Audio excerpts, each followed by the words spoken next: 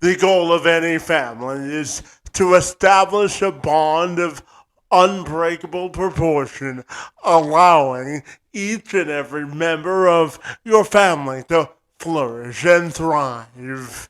When you're raising children with disabilities and incorporating them fully into your family, it can be one of the most rewarding experiences that you'll ever experience. With that said, however, there may be a time or two where your emotional, physical, and psychological batteries need to be recharged. And in Windsor, Essex, we're lucky enough to have an organization that wants to make sure that if you're raising someone with a disability, that you're supported with the respite care that you need for all members of your family to show up as the best versions of themselves each and every day. Family Respite Services works in partnership with families who have children with disabilities to coordinate support and to provide short breaks, which strengthen families and contributes to children having meaningful lives within their community. Kathy Shanahan is the Executive Director of Family Respite Services, while Sue McKee serves as the organization's Manager of Respite Supports. They both joined me this week on this episode of the Speak Up podcast to speak about the important and meaningful work that their organization does to provide the respite services to make sure that families are recharged and ready to show up as the fullest versions of themselves in all aspects of their children's lives. And our conversation starts right now. So, ladies, if you are ready, I'll welcome you to the Speak Up podcast. And I want to thank both of you for agreeing to participate in this noteworthy project and providing our families useful information about the vital services that you provide. So, I will wish you a good afternoon and thank you so very much for being here. Thank you for having us, Kevin. It's a joy to talk to you. Absolutely. So I'm wondering if we can start our conversation by you simply telling me about your organization and sort of the critical services that you provide in terms of allowing families the respite care and services that they need to continue to thrive. So I'm wondering if you can give me a background of your organizational purpose and why you exist. Sure. Well, we exist because families told us that our services were needed. So we started from the encouragement and advocacy of families in our community, and evolved over time to be an organization that focuses pretty much solely on the provision of short breaks or respite, as some call it, for families. And we like to take a broad view of what that means. So we look at ways to support families to take care of themselves. And we have a spectrum of services. I know you want to talk a little bit about the specific services that our organization offers. So we offer a variety of services. Most families, we would start out with helping them understand some of the support services that are available and funding types of opportunities like special services at home or respite that might be available through our organization. And we help them to look at those things, apply for them, and see what's going to be the best fit for their family. Because we find that most families want support in their own home or for their child to be active in the community. So that's a very primary role that we do. And then in addition to that, we have some ways that we support people in the community. So we have 2 respite homes where we have children come for out-of-home respite. And we also are active at many community centers where we have staff who help children to be active in community-based recreation programs. Yeah, absolutely. And I know a large pillar of your organization is making sure that children and families can continue to live meaningful lives and they can contribute to society. So tell me, what does it mean to you to help families live meaningful lives?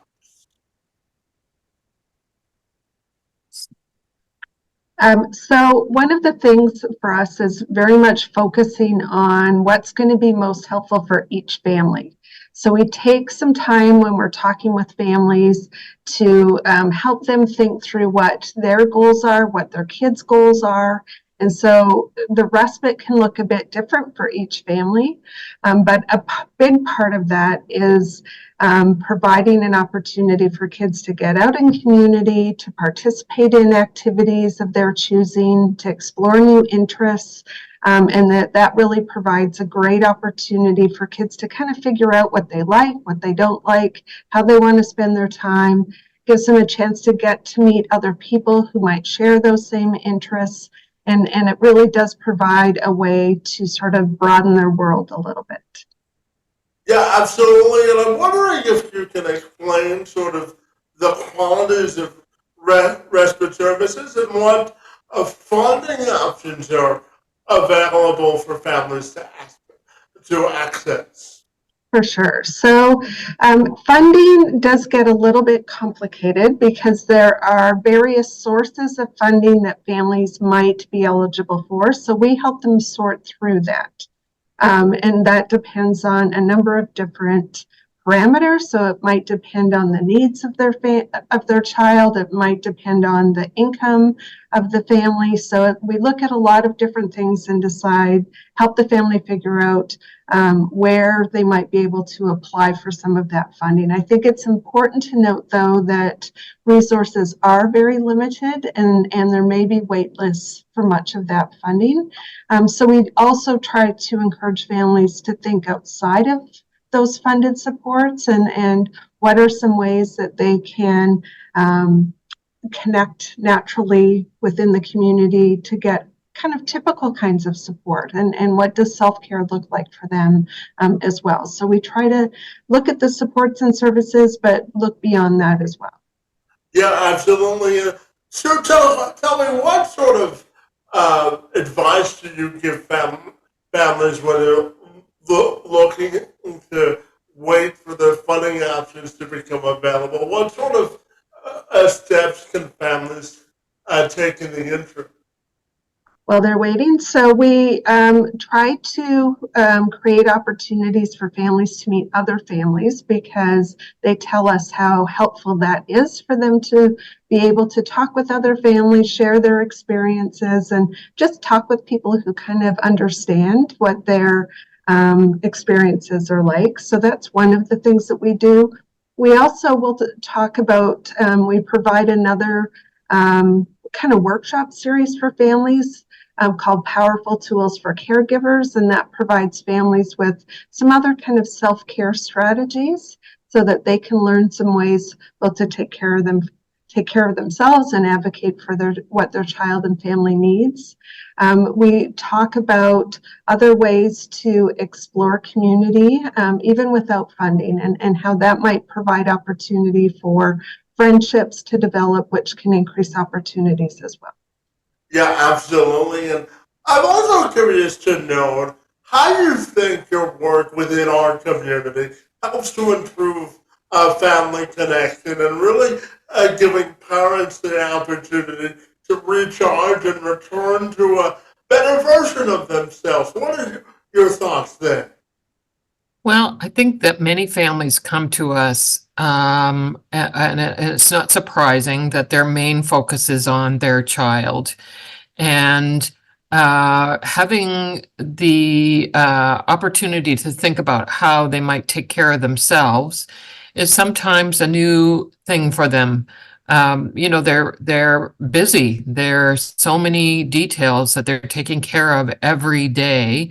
Advocating, being involved in helping the siblings in the family. So many things that we know are stressors for families, including, the financial obligations that they face.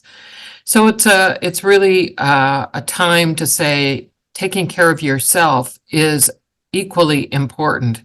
If the cup is empty, you are at risk of health problems for yourself, but you're also taking, a risk about how that might affect your whole family. So we really want to help families to think about taking care of themselves and using respite opportunities, but also using other strategies that they might learn even without, it's not just about services, it's really about making that a priority.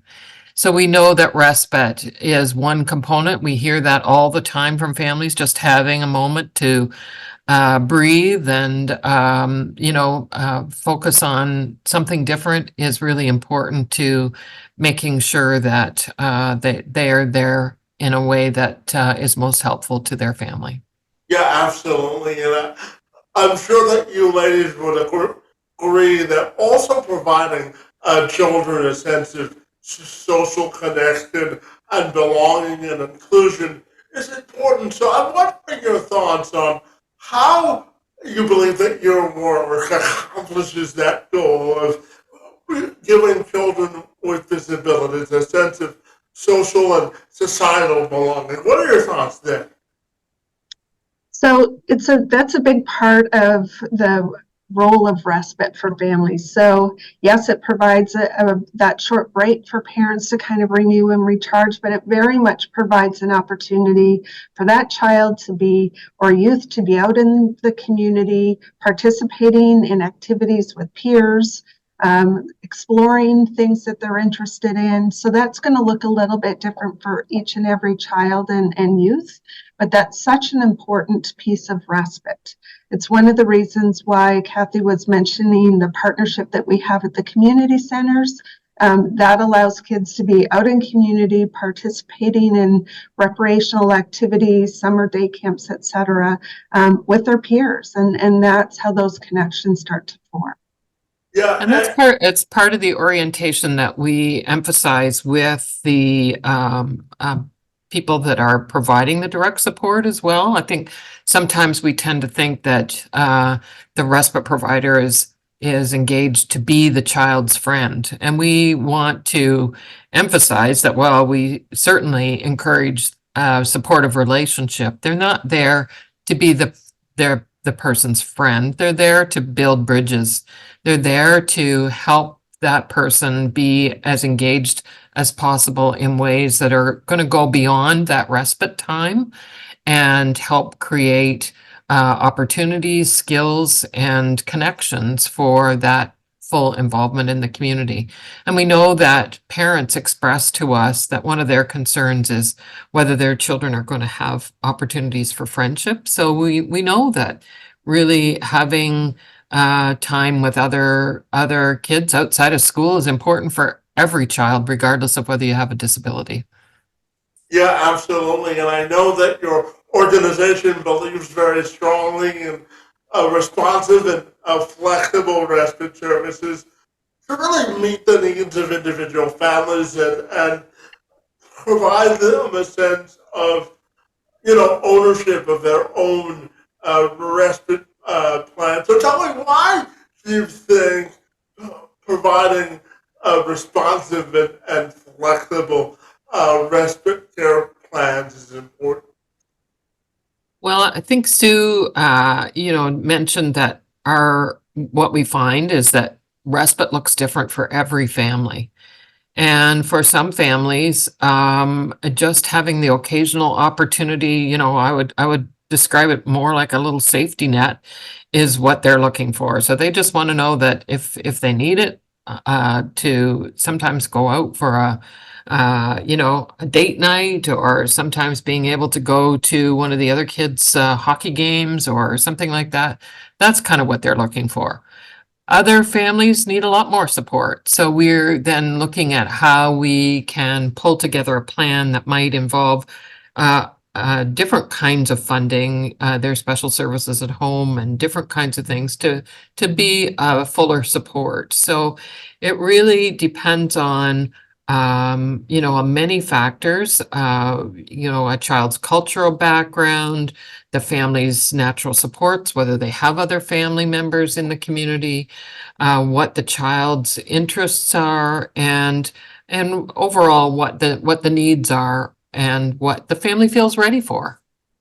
Yeah, absolutely. And, sir, you mentioned earlier about the power of forming relationships. I'm just curious from the frontline view, how do you think forming relationships and providing children with a chance to socially find their independence strengthens the entire family? What are your thoughts there?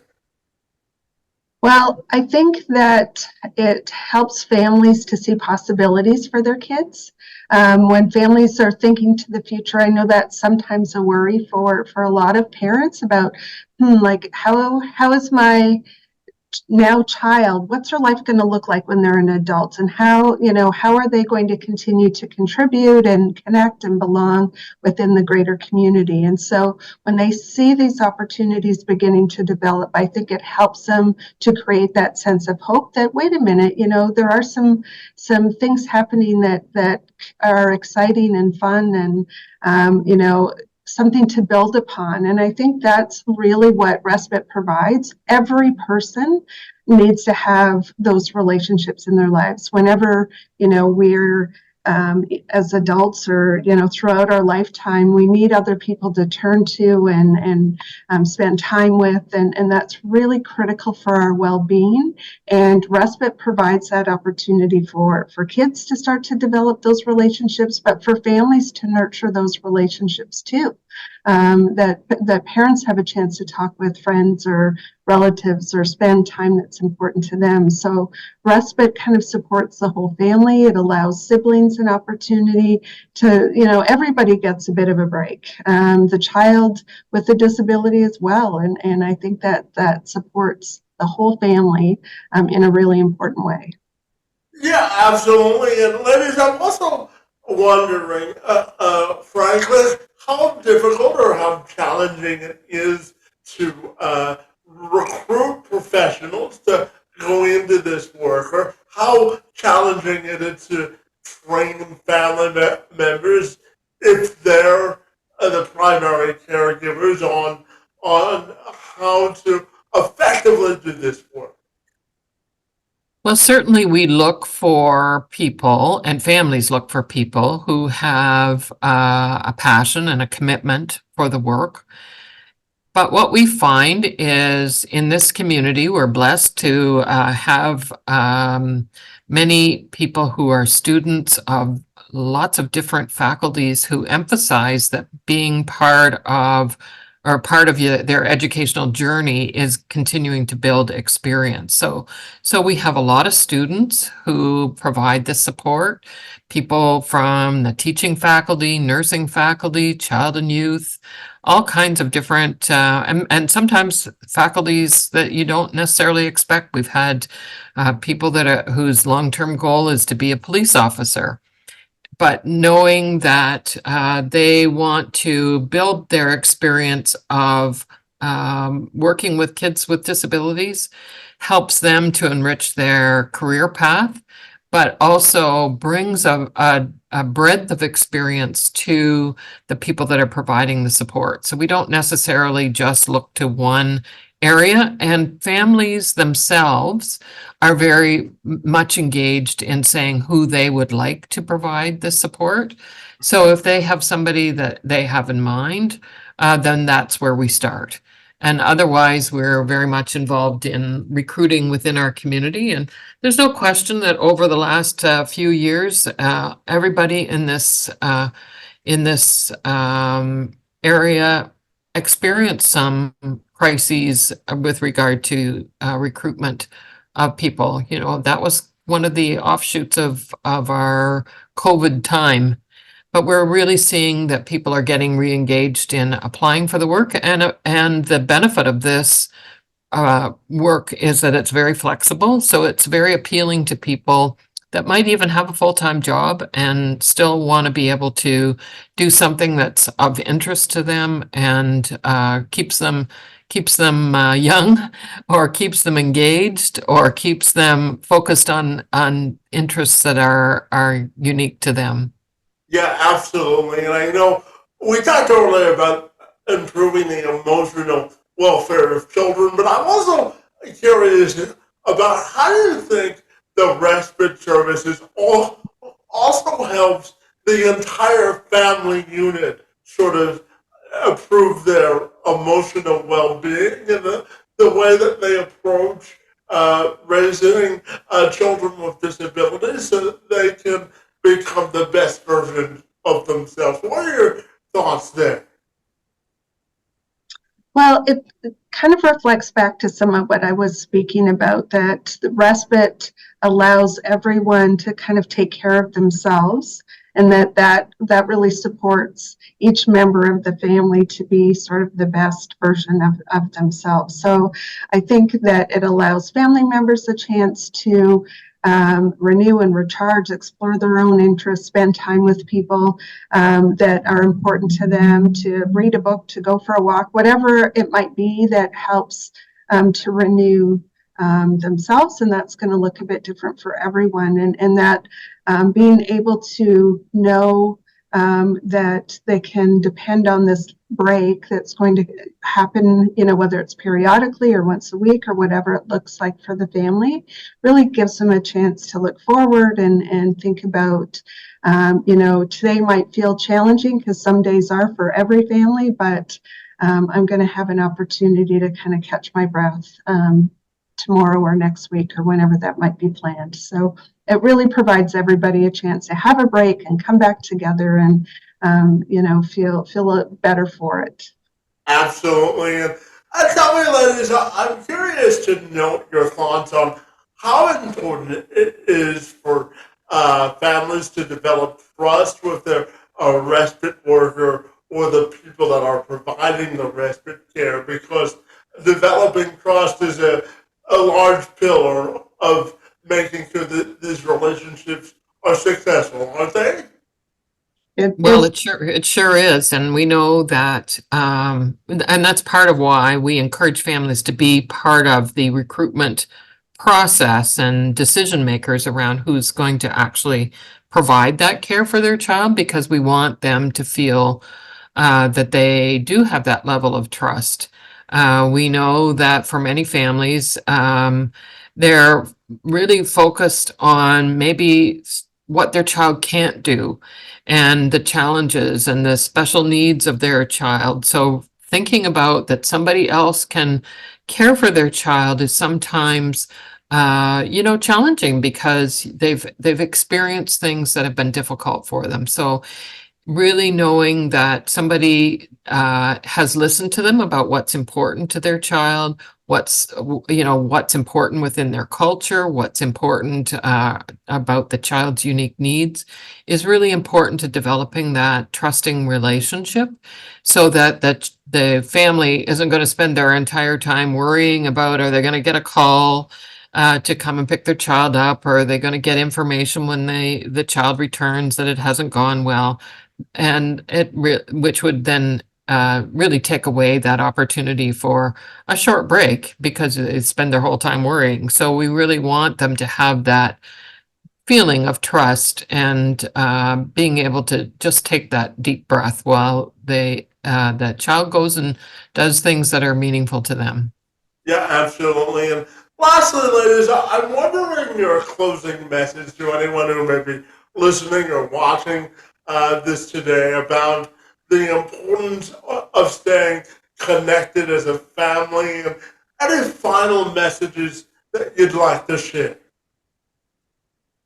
Well, I think overall, we really want to say how important it is for everybody in the family to take care of themselves, and that having a short break, whether it's through a formal service, or maybe it's 10 minutes at the beginning of the day to do a little mindful meditation. It looks different for everybody what that short break might look like, but we really want to encourage that people embrace being able to take care of themselves. And if there's a way that our organization can help to support that, then we're very happy to be able to do that. Yeah, absolutely. And finally, tell me if people are interested in learning more of what you do or wants to get in contact for more information, what's the best way they can do that? Well, they can either call us or they can go on our website, which is www.familyrespite.org. And you'll be able to see some information about our agency. There's a referral form, so you can fill it out, and we will give you a call as a follow-up. And we also are very active on Facebook as well. Well, fantastic. Ladies, as you know, you provide invaluable services and a linkage for families to stay connected and recharged. So I want to thank you for engaging in conversation with me about all of the important work that you do. It's always lovely to see the two of you, and I want to thank you for being here this afternoon. It's most appreciated. Thank you, Kevin. Thanks for having us.